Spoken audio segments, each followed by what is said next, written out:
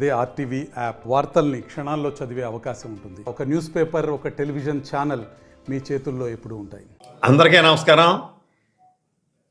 నిన్నటి రోజున చిలకలూరిపేట ఆ సభ చూస్తే జీవితంలో ఎప్పుడూ అంతమంది జనాన్ని నేను ఎప్పుడు చూడలేదు ఇప్పటివరకు. లక్షలాది మంది. మరి అన్న నందమూరి తారక రామారావు చెప్పేవారు, నేల ఈనిందా ఆకాశాన్ని చిల్లిపడిందా అని. దానికి కొన్ని వందల రెట్లు జనాన్ని ఆ సభ దగ్గర మేము చూడడం జరిగింది. మరి ఎక్కడికెక్కడే ఆ ప్రజా ఉప్పెన ఒక తరంగంలా, ఒక సముద్ర తరంగంలా ఆ జనాన్ని చూస్తే నిజంగా ఒక ఆనందం, ఒక ఆశ్చర్యం. అంటే ఈ వైఎస్ జగన్ ప్రభుత్వం మీద ఇంత వ్యతిరేకత ఉంది అని ఎవరికి వారే ప్రజలు స్వచ్ఛందంగా బయటకు వచ్చారంటే అది గొప్పతనం. ఒక పక్కన ఎలక్షన్ కోడ్ రావడంతో ఈ యొక్క జగన్ గారు యొక్క రౌడీ బెదిరింపుల నుంచి, ఈ రాక్షస ప్రభుత్వం యొక్క బెదిరింపుల నుంచి బయటకు పడ్డామన్న ఆనందం అక్కడ వచ్చిన ప్రజల్లో కనిపించింది.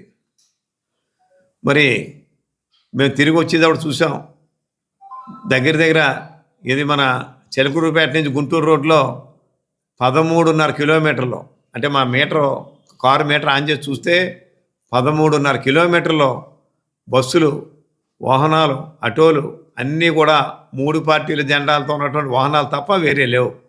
13.5 కిలోమీటర్ నేషనల్ హైవే దిగ్బంధం అయి ఉంది. తర్వాత మళ్ళీ 4 కిలోమీటర్లు మామూలుగా ఉంది, ఖాళీగా ఉంది.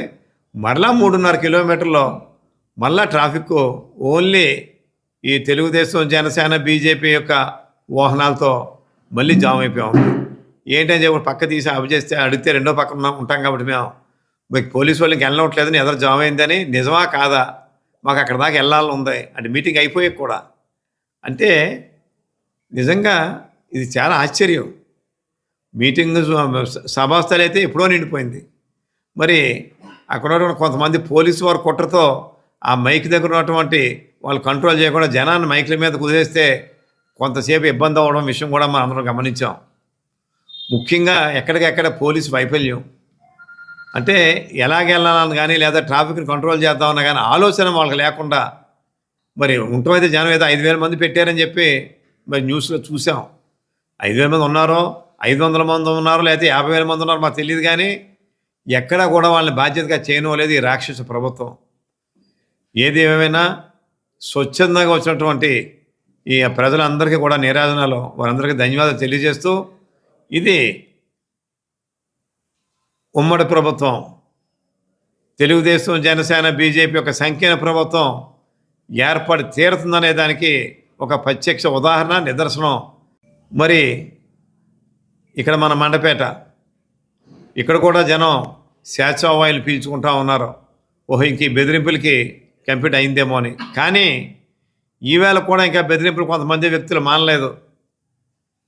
ఎవరైనా కూడా రాజకీయాలు చేయవచ్చు, అంతే తప్ప బెదిరింపులు, దౌర్జన్యం, పిలిచి మాట్లాడడం, పిలిచి బెదిరించడం చాలా దారుణం. దీన్ని పూర్తిగా ఖండిస్తున్నాను, వ్యతిరేకిస్తున్నాను.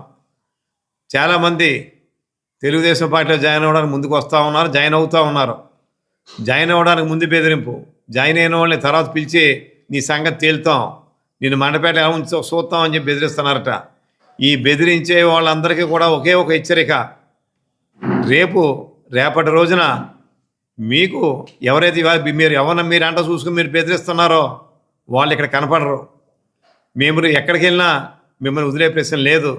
పైగా మీరే చెప్తున్నారట, మా ఓటు ఓడిపోతే మేము హైదరాబాద్ పోతాం.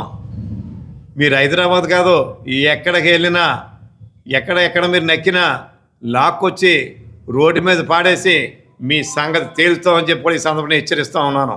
రాజకీయాలు చేయండి, అంతే తప్ప తప్పుడు రాజకీయాలు చేస్తే మాత్రం ఉపేక్షించేది లేదు.